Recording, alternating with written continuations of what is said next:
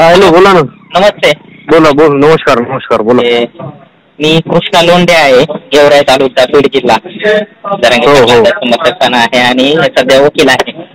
तर राजश्री उमरेंबद्दल आता तुम्हाला स्टोरी सांगतो मी. ही स्टोरी आहे 2018ची, ज्यावेळी मी काही वकील वगैरे नव्हतो. एक दैनिक रिपोर्टर पेपर आहे बीड जिल्ह्यातला, त्याचा पत्रकार म्हणून काम करत होतो आणि गेवराईमध्ये एक न्यू हायस्कूल नावाची शाळा आहे, तिथं संगणक शिक्षक म्हणून काम करत होतो. तर माझ्या गावाजवळच बंगलपिपळा नावाचं गाव आहे, त्या ठिकाणी शिवजयंती म्हणजे 2018ची शिवजयंती होती. 27 फेब्रुवारीला कार्यक्रम ठेवलेला होता. तर त्या कार्यक्रमासाठी व्याख्यानकार म्हणून राजश्री उमरे बोलवलेली होती आणि पत्रकार यांना त्यांनी प्रमुख उपस्थितीमध्ये मला तिथं बोलवलेलं होतं कार्यक्रमाला. ते कार्यक्रमाला त्यांचं भाषण झालं, संध्याकाळी माझं पण भाषण झालं आणि त्या कार्यक्रमाच्या निमित्तानं आमची ओळख झाली. त्याच्यानंतर 2-3 दिवसानं मग ते पेपरला बातम्या वगैरे मी लावल्या, सगळ्या पेपरला, स्थानिक पेपरला. तर त्याच्यामुळे ते अजून जास्त संपर्क आला आणि आपल्या बी मनात की बाबा एक समाज म्हणजे नाही का, सामाजिक कार्यामध्ये काम करते, व्याख्यानकार आहे, महापुरुषांवर विचार व्यक्त करते, त्याच्यामुळे त्यांच्यावर आपला साहजिक विश्वास जास्त पडतो, आदर राहतो त्यांच्याबद्दल. तर एक ओळख झाल्याच्या नंतर एक 8-10 दिवसाच्या नंतर सुरुवातीला त्यांनी मला 2,000 रुपयाची मागणी केली की बाबा मला एका ठिकाणी जायला 2,000 रुपये कमी पडले, तुम्ही पाठवा.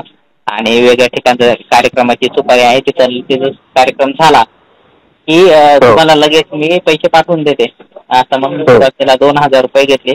आणि म्हणजे समोरच्यांचं काय फसवायचा काय विचार आहे असं आपल्याला माहित नसल्यामुळे मी काही ते लगेच मागितले नाही पैसे.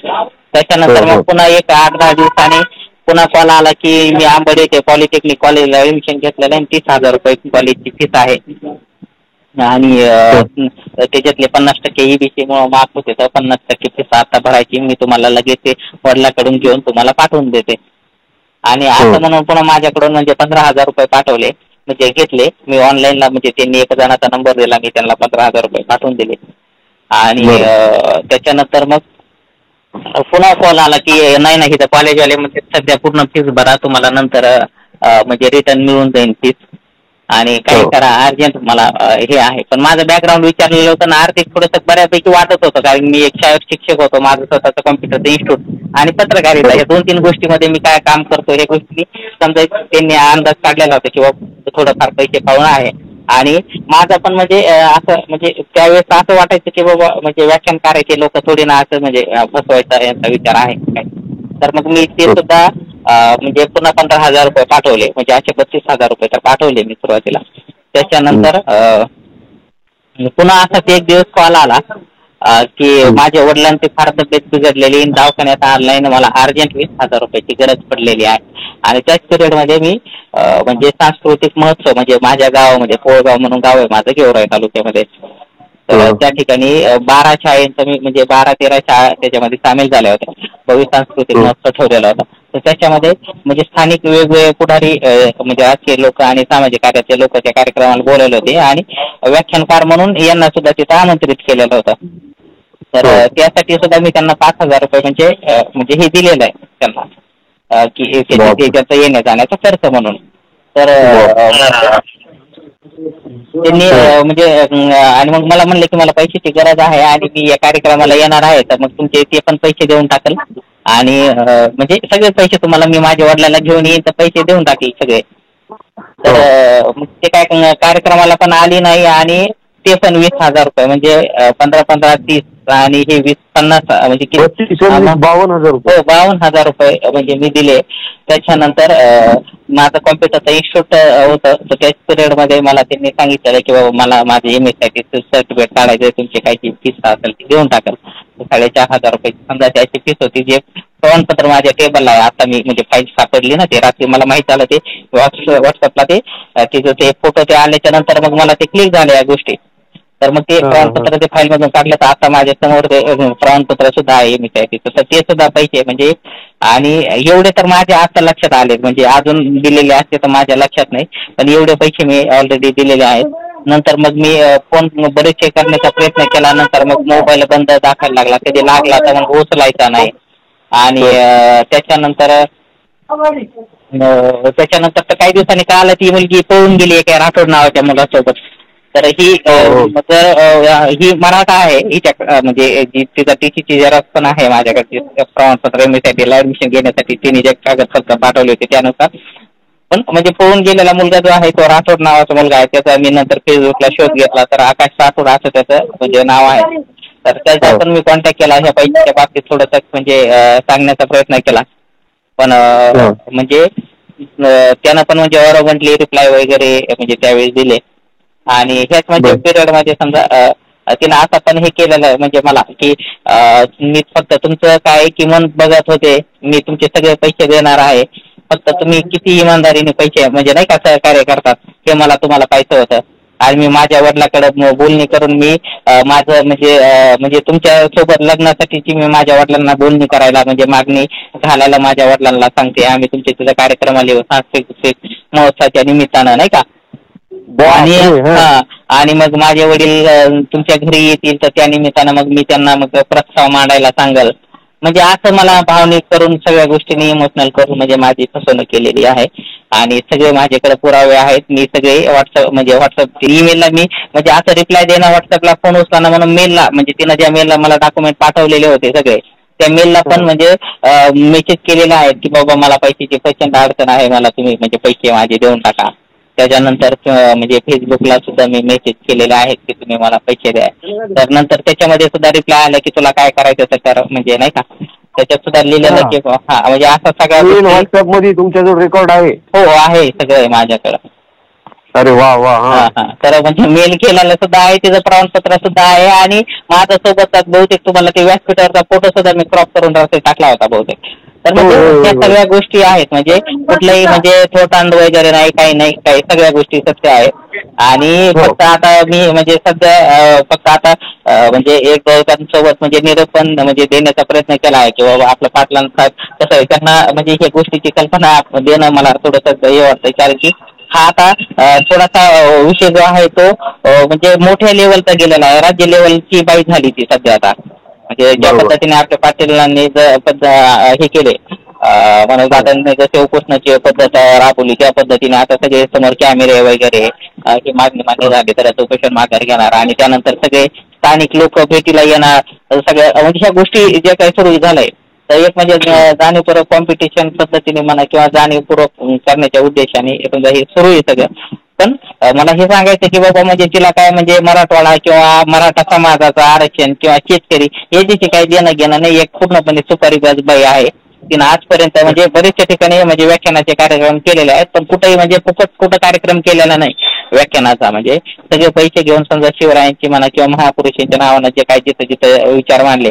तर केवळ पैशासाठीच म्हणजे मांडलेले आहेत आणि महापुरुषांबद्दल आदर वगैरे कोणती गोष्ट तिच्या मनामध्ये नाही तर ह्या गोष्टी म्हणजे आहेत माझ्याकडे आणि तुम्ही दादांना सांगितलं का नाही आता मी आमचे एक मित्र आहेत राजेंद्र मोठे म्हणून मनसेचे जिल्हा अध्यक्ष आहेत ते तर त्यांच्या सोबत हा निरोप दिलाय मी आणि अजून एक दोघांना सांगितलं आहे तर कसं आहे म्हणलं आता हे विषय आता थोडा राज्य लेवलचा झालेला आहे याच्यामध्ये म्हणजे तुम्ही थोडं की नाही दादा हॅलो बोला ना तुम्हाला काही अडचण नसेल तर तुम्ही थोडंसं समोर या ना नाही समोर तर येणारच आहे फक्त मी एवढं म्हणजे आता ही वेळ आहे आता समोर याची हो ना तर मला फक्त आता म्हणजे तुम्हाला खरं सांगू का थोडंसं का आता म्हणजे प्रेशर आल्यासारखं व्हायला लागलं ते तुमचा विषय आता मॉबला काही माहिती नसतं सत्य बरोबर आहे मॉब एवढा म्हणजे बुद्धीचा भाग म्हणजे काय झालं आता लोक आता प्रेरित झालेले असतात जसं मनोज दादाला मानतात लोक तसं आपली ताई आहे एक मराठा लाख मराठा असं सुरू आहे आणि अशा स्थितीमध्ये आपण लोडच घेऊ नका हॅलो ते तुम्ही लोडच घेऊ नका ते जे लोक आहे ना भावनिक ते आता जे होत आहे आपल्याला त्या गोष्टीवर हे आणायचं आहे कारण तर चुकीच्या मार्गाला लोक लागत आहे आपल्यात एक फळी तयार होत आहे नाही व्हायला पाहिजे म्हणून तुम्ही वेळ न घालता आणि कोणाला भिवू नका प्रेशर दबाव हे काही नका करू डोक्यात येऊ नका तुम्ही खूप मोठं काम करताय आणि चांगलं काम करताय त्याच्यामुळे त्याच्यात काही शंका नाही घ्यायची तुमच्या मागे सगळेजण खंबीर राहतील काही शंका नाही म्हणजे दबावामुळे थोडंसं बरं का म्हणजे आता खरं सांगतो त्याच्यामुळे मी आता रात्रभर झोप आली नाही रात्री मला 10-10:30च्या दरम्यान ते मेसेज दिसते त्याचे ग्रुपवर त्या मुलीचे मी कोळगाव मध्ये आहे गेवराई तालुका लईच लांब आहे. हो ना, इकडच्या आहे मी, म्हणजे जरांगे पाटील आमच्याच गावाचे जाते गाव आहे त्यांचं, एक आमच्या गावापासून 10 किलोमीटरचं गाव. आणि कोळगाव म्हणजे असं गाव आहे जे मुंबईची जी ऐतिहासिक रॅली निघाली होती त्याचा पहिला मान माझ्या गावाला होता. आणि त्या म्हणजे गावामध्ये जवळपास मी स्वतः फिरलेलो, सगळ्या गोष्टी मी केलेल्या आहेत. तर हे चॅनलला त्याला सगळ्या बाईट वगैरे आलेल्या आहेत सगळं बघता. बरं, आता तुम्ही हे जे माझ्यासोबत बोल, तुमच्याजवळ ह्या गोष्टीची रेकॉर्डिंग झाली का तुमच्या मोबाईलमध्ये? माझ्या का हो, झाली ना रेकॉर्डिंग. ते मला पाठवता का? मी त्याला माझ्या पद्धतीने हँडलवर हे करतो. ठीक आहे. बरं का, म्हणजे तुमच्या म्हणजे फक्त मला सपोर्टची गरज आहे दादा, खरं सांगतो. काय की आता मी म्हणजे ठीक आहे वकील आहे, पण वकील म्हणजे मी म्हणजे जस्ट आता 1-1.5 वर्षापासून वकिलीची प्रॅक्टिस करतो. ऑलरेडी मी पहिले शिक्षक म्हणून काम केलेलं आहे शाळेवर, कॉम्प्युटर शिक्षक म्हणून.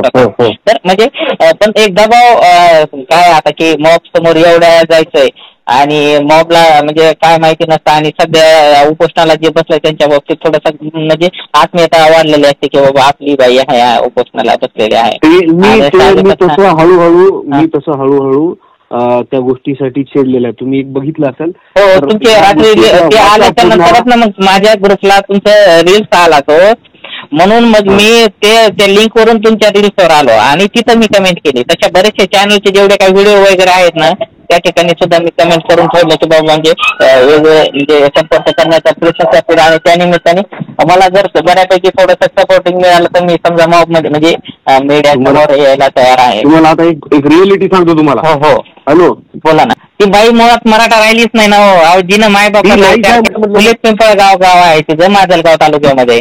माझ्या गावापासून हो, माझ्या गावापासून साधारण 40 ते 45 किलोमीटर अंतरावर गाव आहे. गडीवरून माजलगावला जाणारा जो रोड आहे त्या रोडला गाव आहे फुले पिंपळगाव म्हणून. आणि तिच्या कागदपत्र आहे म्हणले ना? कागदपत्र आहेत ना. मायबापाचा विचारण्यात आता पळून गेलेली बाई आहे माझ्या माहितीनुसार. आणि तो मुलगा जो आहे तो आकाश साखर नावाचा मुलगा आहे. तो कुठेतरी हॉस्पिटलमध्ये काम करणारा मुलगा आहे. राहिलीच नाही. आता कुठून आली अचानक म्हणजे मराठ्यासाठी, जिला म्हणजे माझ्यावर तुम्हाला खरं सांगतो अशी वेळ आली की म्हणजे मी 2018 मध्ये माझा जो 5 वर्षाचा कॉन्ट्रॅक्ट होता शाळेवर शिक्षण म्हणून ICTचा विषय होता 9वी-10वीला कॉम्प्युटरचा विषय, तर त्याचा मी टीचिंगचा स्टाफ मधला होतो. तर 2018 मध्ये तो संपला प्रोजेक्ट, नंतर रिन्यू झाला नाही आणि माझ्याकडे प्रचंड पैशाची अडचण आलेली होती. म्हणजे इतकं अडचण आलेली होती की एक वेळ असं वाटत होतं की सुसाईड करावं का काय. त्या वेळेमध्ये माझ्याकडे एवढे मोठे पैसे राहिलेले होते. मी त्याला म्हणजे विनवण्या करीत होते की बाबा मला पैशाची गरज आहे.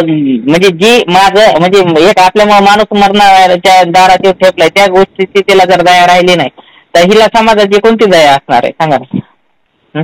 बरोबर. फक्त म्हणजे संत राजकीय लोकांच्या हस्ते म्हणा किंवा काय जे करायचं असेल. आता तो जो मुलगा त्याची मी प्रोफाईल बघितली, जो नवरा आहे म्हणजे ज्याच्यासोबत पळून गेलेले वगैरे जे काय आहे, तर त्याच्या सुद्धा प्रोफाईलवर एक सुद्धा फोटो या बाई सोबतचा नाही. म्हणजे मला शंका आहे की नंतर त्याने पण हिला सोडून वगैरे दिलेला आहे की काय. तर फक्त म्हणजे एवढा हा विषय विनंती आहे की म्हणजे एक दादापर्यंत सुद्धा विषय जाऊ द्या की त्यांच्या कानावर तरी असावं की बाबा म्हणजे. आणि त्यांच्या गावातला माणूस आहे मी. कोळगाव म्हणजे ते फक्त म्हणा म्हणजे तुम्हाला सांगतो कोळगावातले हे जेवढे का रस्ता चौकचे आंदोलन ते झाले ते सगळ्यात नेतृत्व करणारा मी आहे. आणि FIR मध्ये सगळ्यात पहिले माझं नाव आहे जे काय रस्ता रोको झाले होते म्हणजे त्याच्यामधला. तर माझ्या गावातल्या रस्ता रोकोतला म्हणजे 13 लोकांचे म्हणजे रस्ता रोकोत नाव झालेले आहेत आंदोलक म्हणून. त्याच्यात 1 नंबरला माझं नाव आहे. आणि जे काय म्हणजे जेवणाची पहिली व्यवस्था ज्या मुंबईला जाताना ते राहिली तर ते सगळं नियोजन सगळा हिशोब सगळं माझ्याकडे होतं. त्याच्या सगळ्या चॅनलला बाईट्स वगैरे आलेले आहेत. बरोबर. तर मी काय म्हणतो आपलं जे आता हे विषय आहे तुमचा, हा दादापर्यंत मी पोहोचवतो. हे की त्यांनी असं पण म्हणायला नको की मी त्या कृष्णा लोंढेला ओळखतो, इतकी सुद्धा अपेक्षा नाही माझी. माझं फक्त म्हणजे म्हणणं की त्यांना फक्त हा विषय माहिती असावा बाबा की म्हणजे आपण काय कुठलाही स्टंट वगैरे करायला नाही लागलो. तर म्हणजे जेवढं काय कार्यक्रमाचे फोटो तुम्हाला ती पत्रिका पाठवतो मी की ज्या पत्रिकेमध्ये तिचं नाव होतं की बाबा म्हणजे आयोजक म्हणून. आणि मला थोडं की नाही तुमचे जे स्क्रीनशॉट आहे तुमचे जे ट्रान्झॅक्शनचे आहे, तुम्ही जे विनंतीचे मेल केलेले आहे व्हॉट्सअपचे आहे, ते थोडं मला पाठवा. त्या पद्धतीत नाव वगैरे कुठे येणार नाही. येऊ द्या ना, काही अडचण नाही. नाव येऊ द्या किंवा नाव येऊ द्या सगळ्या गोष्टी हे होत्या, काही अडचण नाही त्या बाबतीमध्ये. ठीक आहे. तुम्हाला ज्या पद्धतीने हँडल करता फक्त एकाच वेळेस सगळं म्हणजे मॅटर बाहेर येण्याच्या पहिले म्हणजे थोडं काढण्याचा प्रयत्न करा किंवा पब्लिकचं त्याच्यावरून काय किंवा तुम्ही असं म्हणा की माझ्यापर्यंत अशा पद्धतीची तक्रार आलेली आहे का, असं फसवलेलं आहे आणि मग ती मेसेज वगैरे दाखवा त्याच्यामध्ये आणि लवकरच मी त्यांना समोर घेऊन येतो आहे असं म्हणा. चालते. ठीक आहे. बरं चालते दादा, मला ते थोडं स्क्रीनशॉट पाठवा. मी एका पाहुण्याची इथं लक्ष्मीला आलेला आहे, तिथं दर्शन घेतो, जरा फराळ करतो आणि तुम्हाला पुन्हा मग. हाच नंबर आहे का व्हॉट्सअपला पण? हो हाच नंबर आहे. मला करा व्हॉट्सअपला, रेकॉर्डिंग पण टाका. ठीक आहे. ओके. थँक्यू.